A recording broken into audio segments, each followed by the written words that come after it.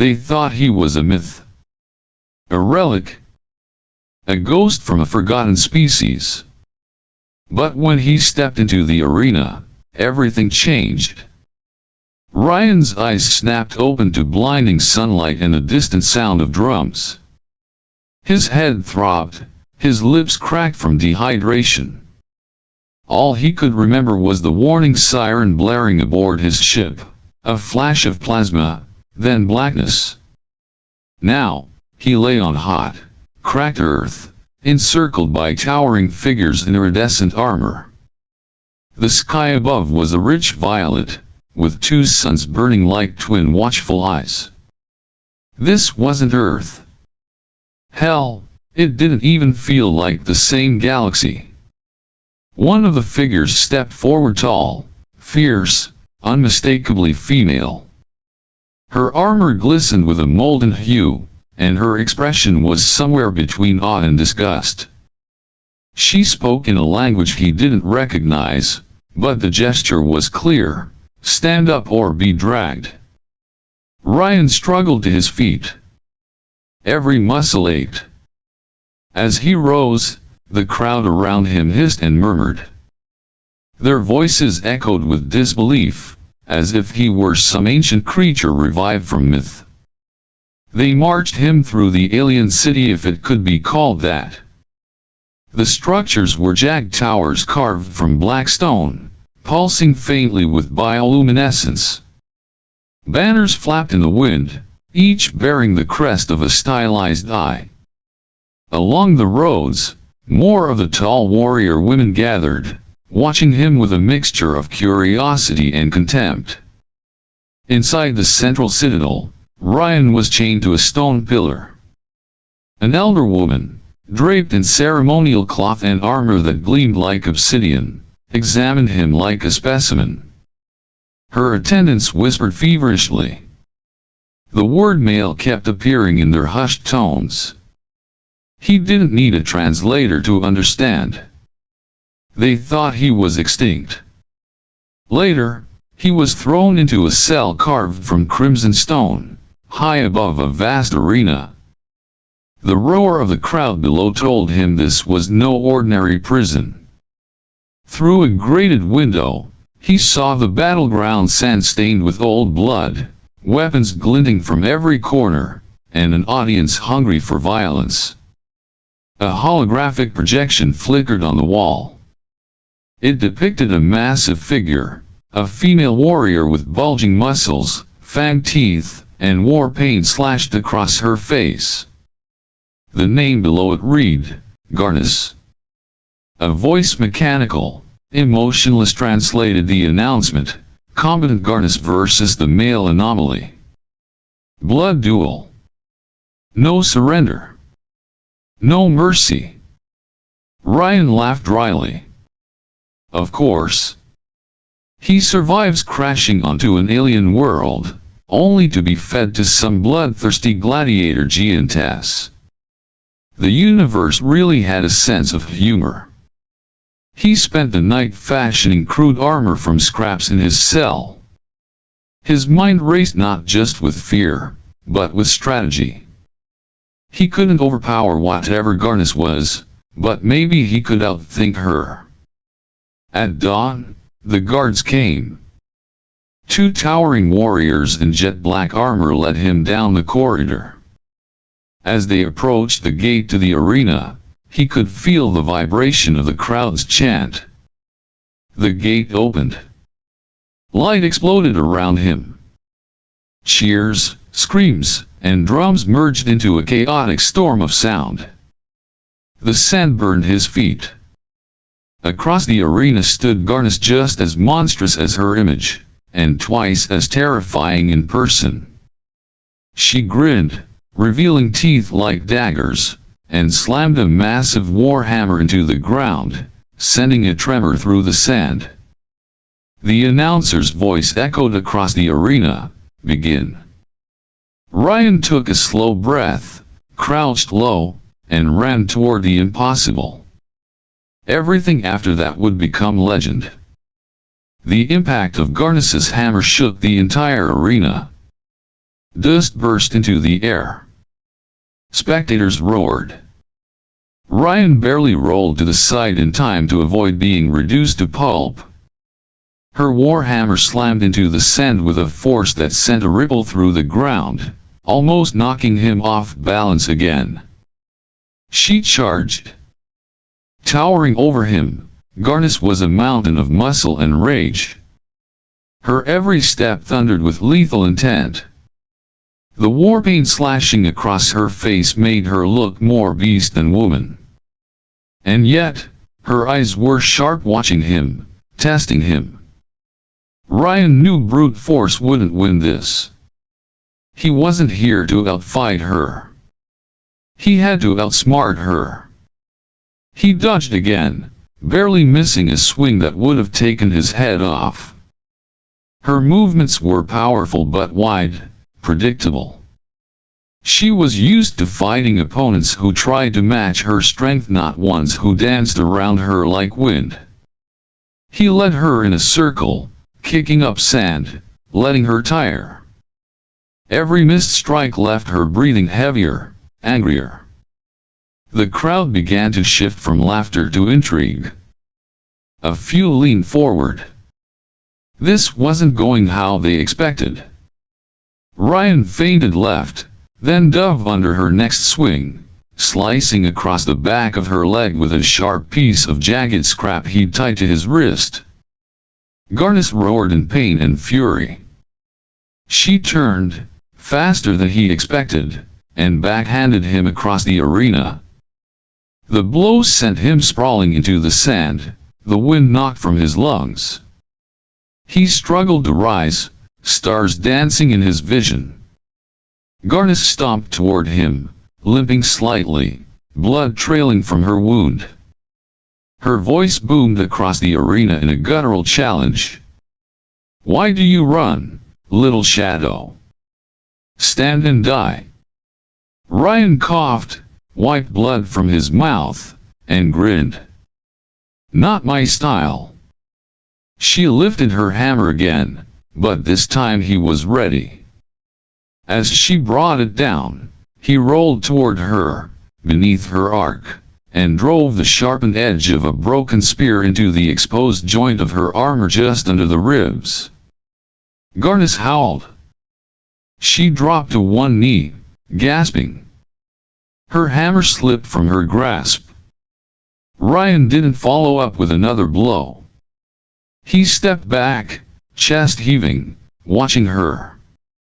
This was the moment. She was vulnerable. The crowd held its breath. And he lowered his weapon. Garnis looked up at him in disbelief. Sweat and blood streaked her face. Her chest rose and fell like a war drum. Silence reigned.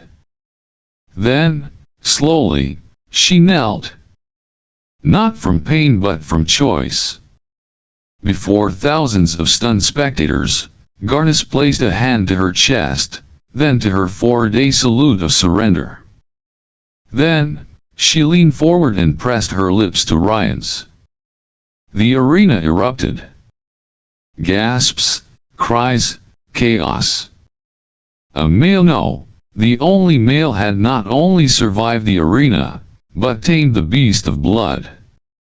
Garnis, the undefeated, had not just lost, she had fallen. In every sense. Rion stood frozen. He hadn't expected this. Was it a trick? A tradition? Or something else entirely? When Garnis finally rose, she said nothing. She only looked at him with something strange in her eyes. Not hatred. Not anger. Respect. Curiosity. Maybe even affection. As the guards stormed the arena to escort them out, Rion caught glimpses of faces in the crowd, warrior women whispering to each other, wide-eyed. A shift was beginning.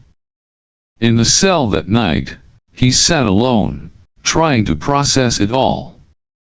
His body ached, but his mind raced. She should have killed me, he thought. Instead, she kissed me. And somewhere deep inside, he wondered, what if she wasn't the only one? Valka entered the arena without a sound. No war cry. No fanfare. Just silence and cold. Where Garnus had been muscle and fury, Valka was precision and death. She moved like a shadow in moonlight, her armor sleek and dark, her silver-white hair tied in a braid that swung like a blade. Her eyes, pale as frost, fixed on Rion with zero emotion. There was no hate. No fear. No curiosity. Only the intent to kill. The announcer's voice barely finished naming them when she struck. Rion barely blocked the first blow. Her twin daggers were a blur, slicing through the air with unnatural speed. He stumbled back, deflecting with his forearm guard as she weaved around him, slashing low, then high. She moved like liquid. He'd never seen anything like it. She didn't grunt. Didn't yell. Every strike was silent, efficient, terrifying. He had no time to think. Only react. Valka danced around him, every step calculated. She drew blood from his arm, his side, his cheek. Small cuts. Controlled pain. She was testing him. Rion knew he couldn't win with brute force, not even with tricks. She was too fast. Too precise. But she was also used to fear. To prey that ran. He stopped retreating. Instead of dodging, he stepped in close. It threw her off. For the first time, her rhythm faltered. He grabbed her wrist mid-swing and twisted. Not enough to disarm her, but enough to unbalance. She landed a knee in his ribs, and he staggered, gasping, but he had planted a seed of hesitation. The crowd sensed a shift. The whispers returned. He smiled, bloody and bruised. "You're not a machine, Valka. I see it in your eyes." She froze. Just a heartbeat. But in that moment, Rion ducked under her strike and pulled her down with him, rolling them both into the sand. Her dagger was at his throat, but so was his blade against her ribs. They breathed together, locked in mutual destruction. Then, she moved. Not to strike but to stop. She stood, slowly, pulling back. Her chest rose and fell. Her brows furrowed not in anger, but confusion. Blood dripped from her arm. One of his counter-strikes had landed. She hadn't noticed. Or hadn't cared. Rion rose too, keeping his guard up. "We don't have to do this." She didn't respond. But her grip on the dagger loosened. The announcer hesitated. The crowd was silent. And then Valka turned, facing the high tower where the queen and her generals watched. She raised her blade and dropped it into the sand. Gasps exploded from the stands. Rion's eyes widened. Valka, the coldest killer in the arena, had just surrendered. No words. No kiss. No theatrics. Just silence. Guards stormed in, unsure who to arrest. Valka raised a hand calmly, signaling them to lower their weapons. She walked to Rion's side. And stood there. He looked at her, unsure. Why? She looked back, her voice soft for the first time. You didn't fear me. You looked at me. No one ever looks.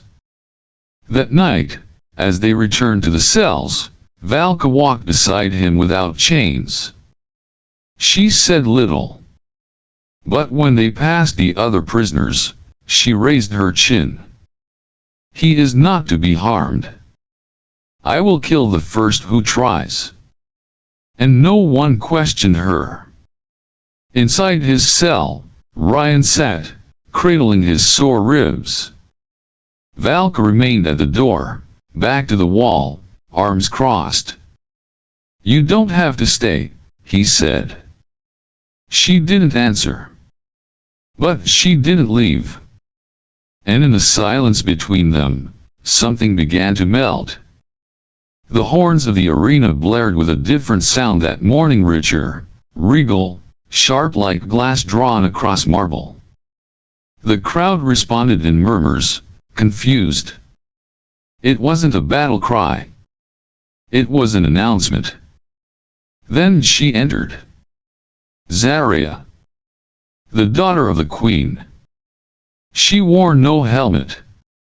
Her face was bared with defiance, her fiery red hair streaming like a comet behind her as she walked into the sand with the gait of someone who had never tasted defeat.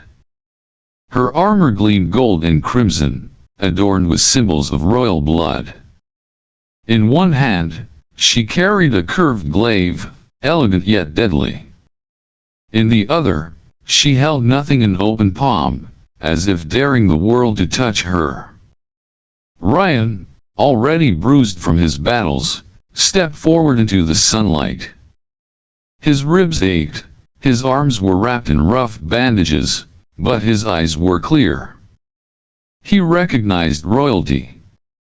And also, loneliness. The announcer spoke, but it faded beneath a silent weight of tension. This was not just a duel. It was a message. A warning. A reclamation of power. Zarya looked at him with disdain, but something flickered beneath it. Not hatred, something deeper. You've made a mockery of our traditions, she said, loud enough for all to hear. You confuse our strongest warriors. You fracture the loyalty of this empire. You think yourself special. Rion didn't answer. He only raised his hands in readiness. She attacked. The glaive moved like wind, elegant, merciless, deliberate. She was trained, not wild like Garnus, not calculating like Valka. She was a storm in motion, driven by pride and the weight of legacy. He dodged, barely, parrying where he could, retreating only when necessary. He wasn't fighting to win, he was fighting to understand. Zarya pushed him harder, striking with growing fury. Her movements became erratic. Less choreographed. More personal. He spoke between breaths, ducking under her next swing. You don't hate me. You hate what I represent. Silence. Another flurry. Sparks danced as weapons clashed. The audience roared. You're not here to kill me, he said, catching her blade with his bracer, forcing her back. You're here to prove something to yourself. She growled, kicking him away. You know nothing. Rion stood. I know loneliness. That stopped her. For a second. He stepped closer, not in aggression, but in empathy. You're a daughter groomed for a throne you never wanted. You've been trained to lead, not to feel. And now, someone like me, someone no one expected, shows you another way. A choice. She shook her head, not in denial, but in confusion. He dropped his weapon. The arena gasped. Zaraya's hands trembled. Her glaive lowered an inch. "I won't fight you," Rion said. "Because this isn't about strength. It's about truth. And the truth is you're not alone anymore." Her lips parted. Her eyes burned. And then they filled. Tears shimmered against the light of the twin suns. She walked to him slowly. Each step was a crack in a lifetime of duty. When she reached him, her hand brushed his cheek. Then she kissed him. It was not lust. It was not surrender. It was release. The crowd fell into stunned silence. The queen stood from her throne. Valka, watching from the shadows, narrowed her eyes but did not move. Zaraya pulled back, her voice raw. "I don't want the throne, not if I have to stand on it alone." And in that moment, the sands of the arena remembered something older than war: mercy. They walked back together. Not as victor and vanquished but as two souls who had dared to defy expectation. As they reached the gate, Zaraya turned once more, facing the audience. "If loyalty means blindness, then I choose clarity. If power means solitude, then I choose connection." She looked to Rion. "And if a crown means losing him, I want no crown at all." No one cheered. No one booed. The silence was reverent. And change had already begun. The queen watched from her obsidian throne, her expression carved from stone. Around her, the council muttered, advisors, tacticians, generals, all speaking over each other in rising panic. Zaraya's public surrender had shaken the foundation of their empire, not because of a kiss, but because of what it symbolized. Valeria, High Queen of Nisera, raised a single hand. Silence obeyed. "He has infected our traditions," she said coldly. "Not with strength, but with doubt. And now, even my blood betrays the order." She stood. "Send in Commander Zyra." Gasps rippled through the chamber. The name alone was enough to silence rebellion. Zyra was no mere warrior, she was a legend. The enforcer of the Queen's will, undefeated in over 300 battles, emotionless, perfect. If Garnus was the hammer, and Valka the blade, then Zyra was the execution. She did not speak when summoned.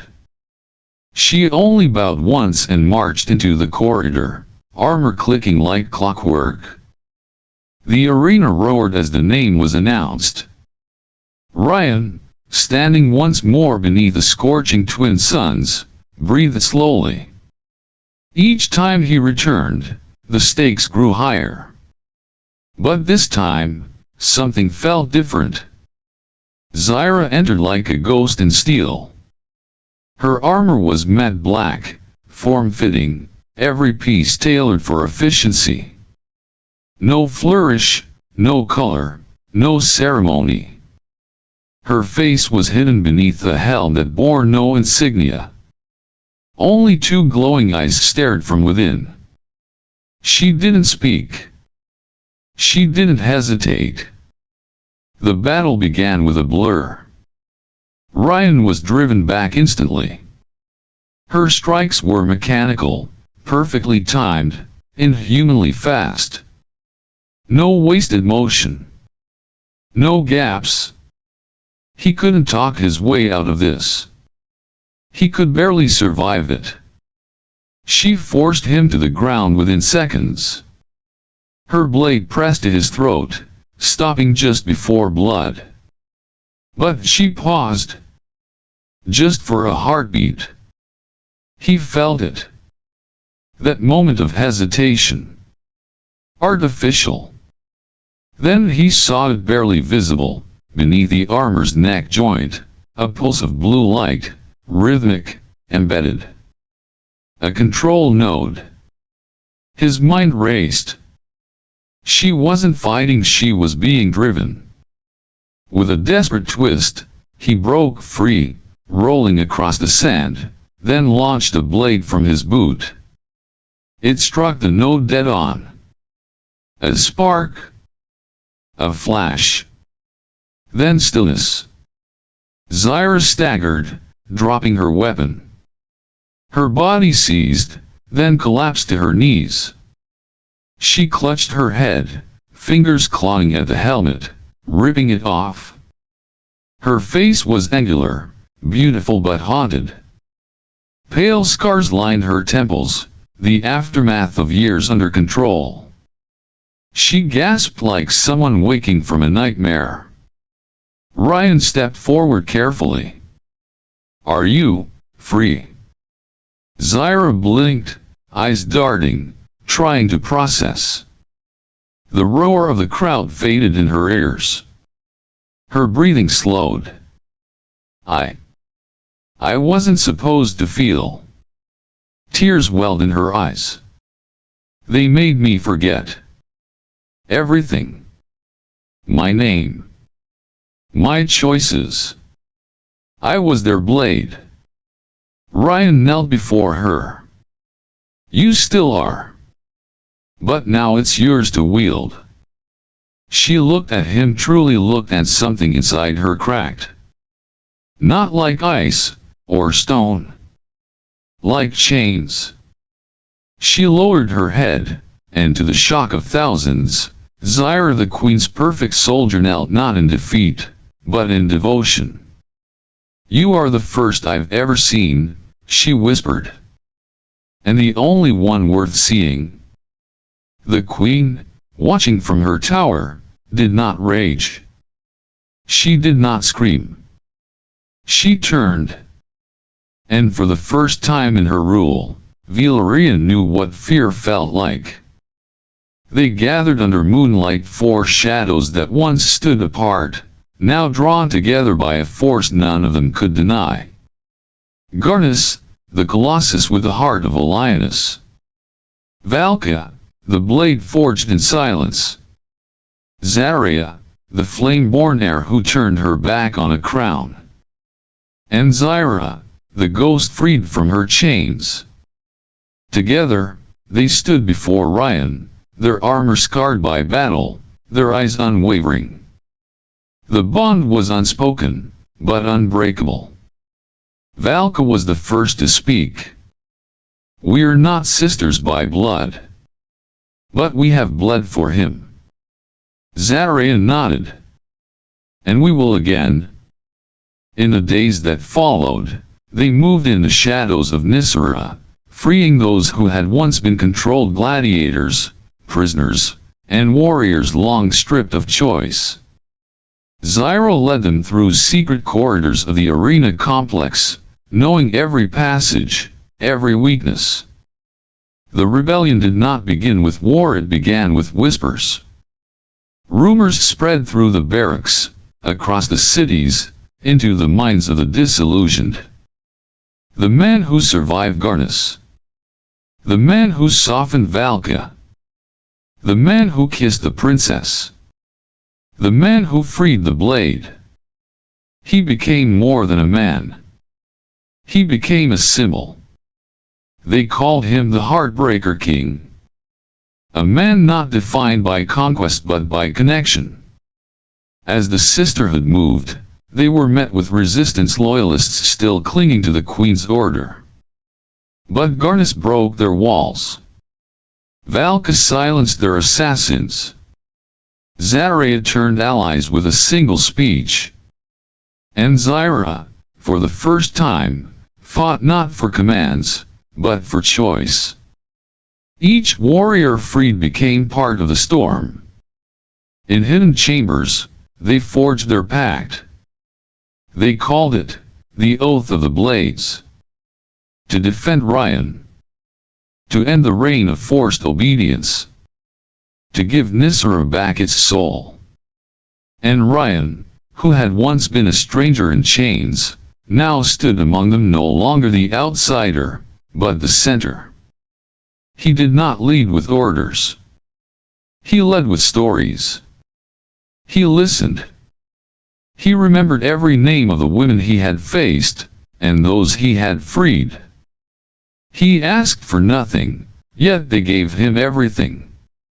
The sisterhood began marking their armor with a single symbol, an open hand wrapped in flame. An emblem of defiance. An emblem of hope. The queen heard the whispers. She heard the name. And each time she did, the throne beneath her felt colder. Valeria summoned more enforcers.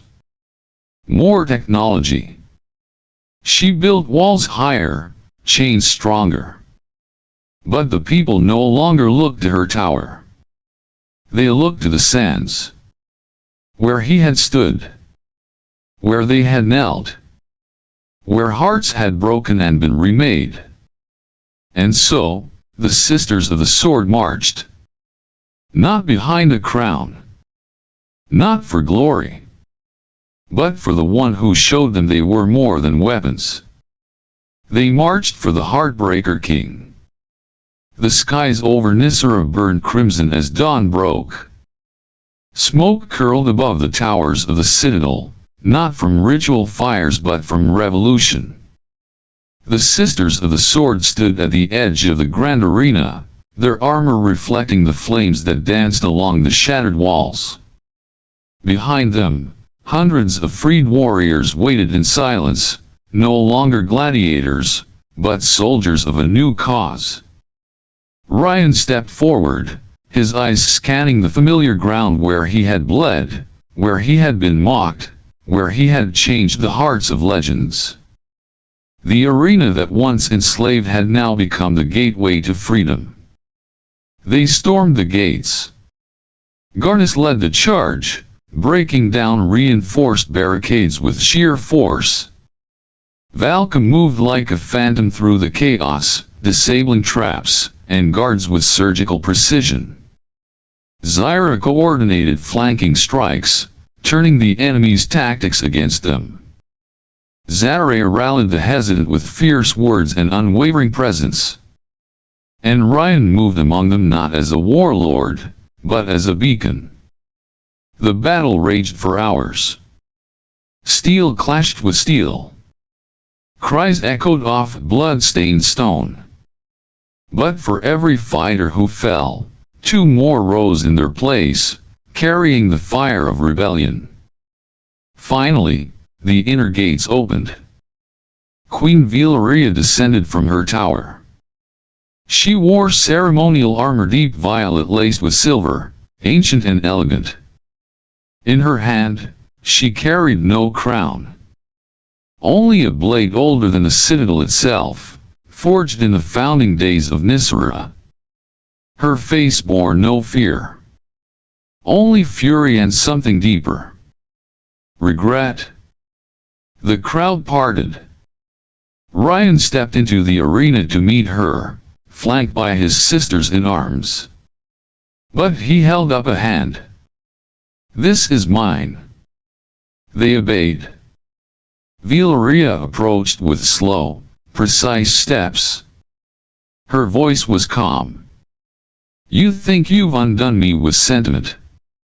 That affection makes a better weapon than fear. Rion met her gaze.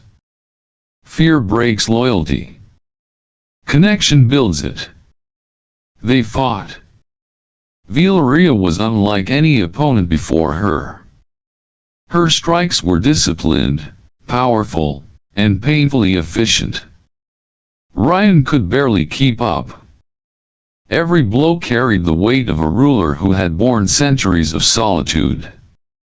She was not just fighting to win, she was fighting to be understood. He blocked a downward slash, panting. You trained them to obey, but never to belong. She snarled. They belong to the Empire. No, he said, knocking her blade aside.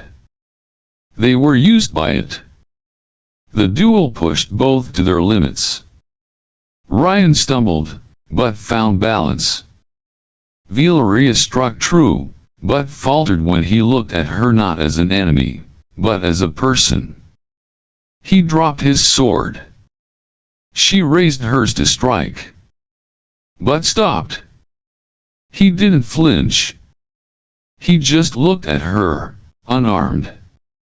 "You're not the monster they think," he said. "You're the one who forgot how to be loved." Her blade trembled. And then it fell. Valeria dropped her weapon, her chest rising with uneven breath. The silence in the arena was deafening. She stepped back, lifting her gaze to the crowd. "I ruled by fear because I was afraid. I demanded loyalty because I had none." She turned to Rion, her voice quiet now. "You made them love you. Not with power, but presence. And I resented you for it." Tears welled in her eyes, but did not fall. "I envy you, Rion, not for your victories, but for what they gave you freely. What I could never take." She unclasped her royal sigil and placed it at his feet. "Let the people choose. I will not fight them anymore." The throne was not seized that day. It was relinquished. And Rion, once a prisoner in chains, stood unarmed before a kneeling queen. Not as a conqueror, but as the man who reminded a kingdom what a heart was for. The chants echoed through the streets of Nisra. "Heartbreaker King! Heartbreaker King!" Banners waved from shattered towers. Flowers were thrown from balconies. The arena that once fed blood to the sands now bloomed with color, its gates wide open, no longer a cage but a monument. Citizens filled the plazas, warriors removed their helmets, and for the first time in generations, peace walked unarmed. Rion stood on the platform once reserved for executions. Now, it was a throne carved from the broken stone of rebellion. He looked out over the crowd not as a conqueror, not as a ruler, but as the reason the city still stood. Zaraia stood beside him, her royal cape discarded, wearing simple armor. Valka, silent as always, watched the crowd with one hand resting lightly on the hilt of her blade. Garnis crossed her massive arms, a grin on her face. Zyra, no longer cloaked in command, stood at ease yet more present than ever. They were no longer symbols. They were sisters. And Rion, somehow, was the center of their story. A counselor stepped forward, holding the old crown silver, ornate, untouched for decades. "The people choose you," she said. "You are to be king of Nisra. The first." The plaza fell silent. Rion looked at the crown, then at the faces of those who had bled for him, with him. The crown held no joy. It was cold, heavy, lonely. He stepped back. "I didn't come here to rule," he said, his voice steady. "I came here because I crashed. I stayed because you saved me. I fought because I saw who you really were behind the armor, behind the orders." He looked to Garnis, a protector with the strength to be gentle. To Valka, a killer who remembered how to feel. To Zaraia, a leader who dared to love more than legacy. To Zyra, a weapon who broke her chains. Then, to the crowd, "I didn't break this world. You did because you wanted more." He placed a hand over his heart. "If you need a symbol, I will walk among you." If you need a name, call me what you wish. But I will not sit on a throne built by blood." He turned to the counselor and gently closed her hands over the crown. "Let Nisera be ruled by its people. Let it never forget who gave it back its soul." Silence again. Then one voice cried out, "Long live the king!" Another followed. Then hundreds. Thousands. He was king, but not because he took the crown. Because he walked away from it. Later that night, the Sisters of the Sword sat around a fire on the high cliffs overlooking the city. The wind carried the scent of ash and new blossom. The stars above glimmered brighter than ever. "So," Garnus said, "you're not a king. What does that make you?" "A fool," Valka murmured. Zariah smirked. "A man too stubborn to wear a perfectly good crown." Zyra said nothing. She only looked at him, eyes soft. Rion smiled. "It makes me free. And it makes you all my equals, not my subjects." They laughed together. Not as soldiers. Not as legends. But as something more. At dawn, a ship soared through the Nisaran skies, its signal broadcasting across distant systems.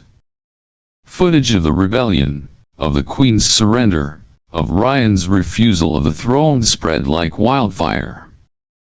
On distant planets, in forgotten colonies, and at starports buzzing with interstellar news, one name surfaced again and again.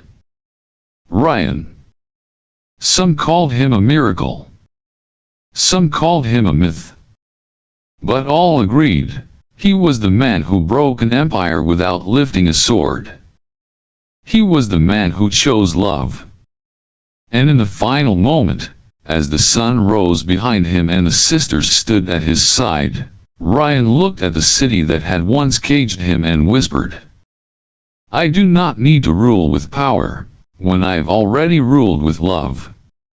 The stars heard. And across the galaxy, hearts began to stir.